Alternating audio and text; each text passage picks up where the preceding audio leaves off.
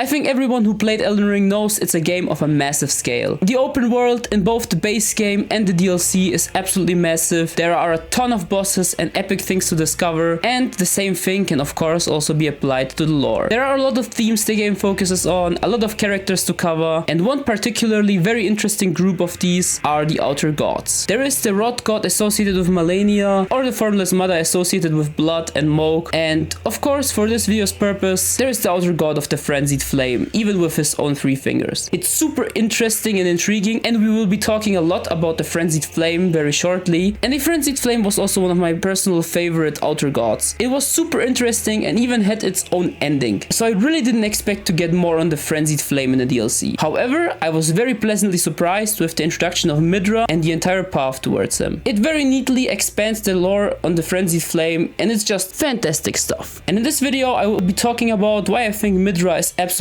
amazing and everything that has to do with him and the Frenzied Flame. Just before I jump into the video, if you like this kind of content, please be sure to like and subscribe, also ring the bell for notifications. It supports the channel massively and I really appreciate you people watching this. But now with everything out of the way, let's get into the video.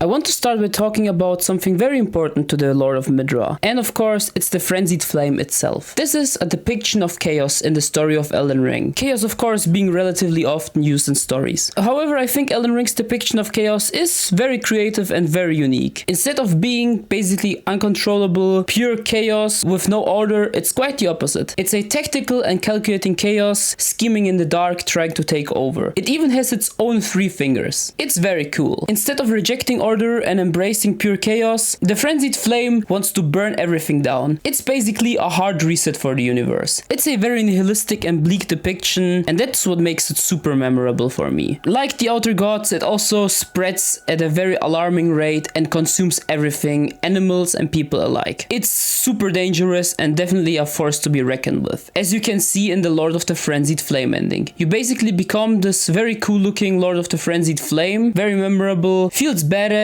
but if you think about it, it's pretty messed up to basically burn everything down, as Melina correctly points out. There's also this really cool addition that should you betray Melina and go for the Frenzied Flame, she will basically be at the end of the game, and of course there are theories that she is the reawakened Glowmite Queen, which of course is very cool. All in all, the lore on the Frenzy in Elden Ring is super great, super memorable, and one of my favorite aspects about the lore, even pre-DLC. That's why I was very happy to get even more on it.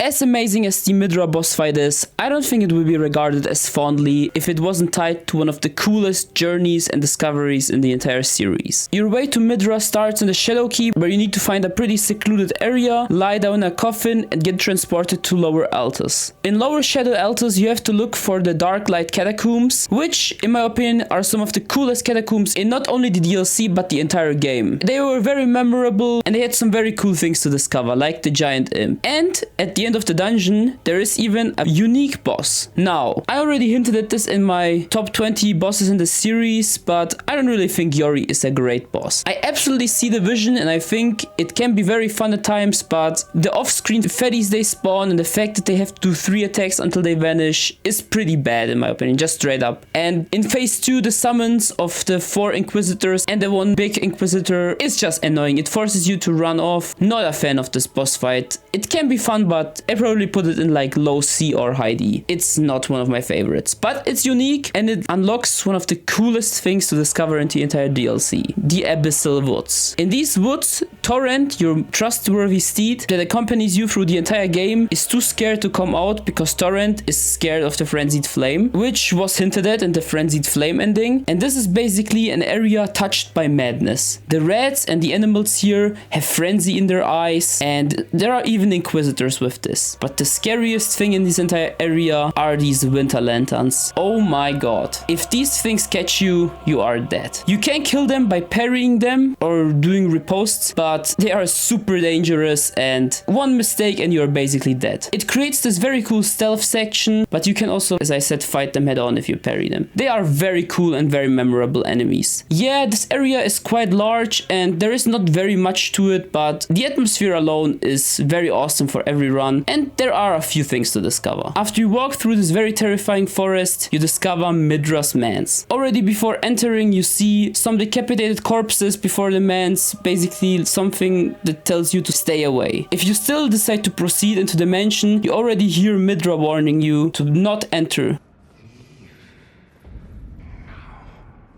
Come no closer. No closer, I say. The madness wears. If you still decide to push on, you will arrive at points in the manse where you will hear Midra screaming, but if you still decide to push on, you will arrive before Midra, and then you have to face him. I think this entire journey is super amazing. It's crazy to think about that if you miss this very secluded area in the Shadowkeep, you basically miss this entire optional path, which is just crazy to think about. I really love that From Software is ready to hide such a large amount of content in such obscure places. Always amazing to discover what they cook up. The journey to Midra was very special to me, and I'm very sure it recaptured some of that Dark Souls 1 magic. It was very unexpected to find so much behind just simple catacombs, but it was very much appreciated.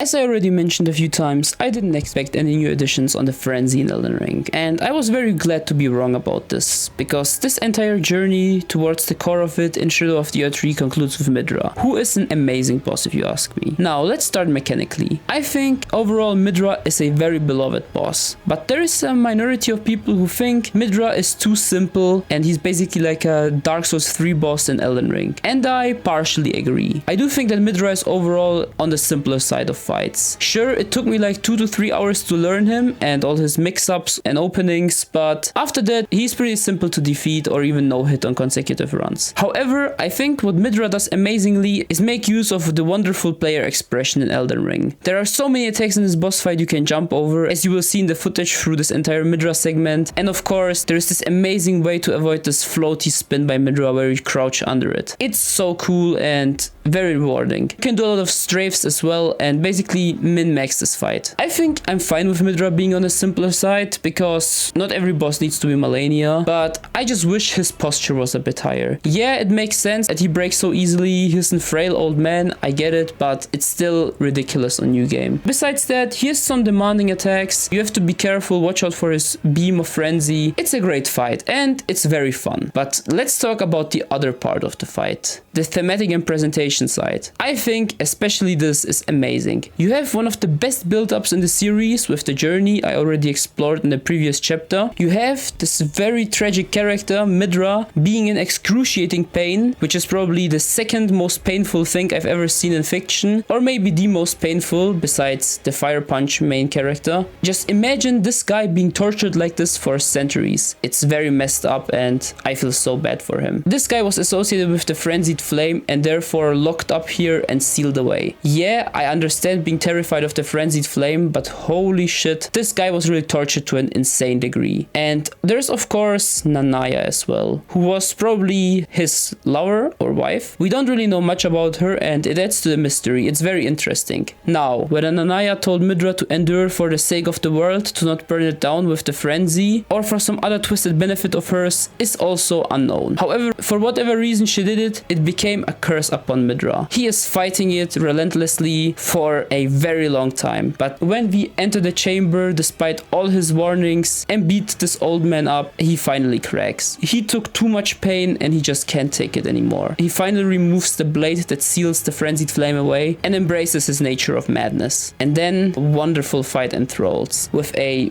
beautiful arena, in my opinion very underrated, because it starts out as a basic room, but when he goes insane in phase 2, everything is lit in the wonderful Frenzied Flame. And I need to mention this, you probably heard it a lot, but the soundtrack is one of the best I've ever heard in any game. It's absolute madness. In contrast to how Midra fights. Midra fights very calmly. And this once again brings me back to the depiction of chaos in Elden Ring. Remember, the chaos in Elden Ring is not a frantic and crazy frenzy, but more of a calculating tactician. And this is depicted in the way Midra fights as well. It's very cool and I'm so glad they kept this detail and consistency. Overall, I absolutely adore this boss fight and it just gets better for me. I expected to like this boss less over over time because of its simple nature, but it's quite the opposite. It's still very fun and I always have a blast fighting Midra. So with that said, Midra, absolutely amazing boss fight if you ask me.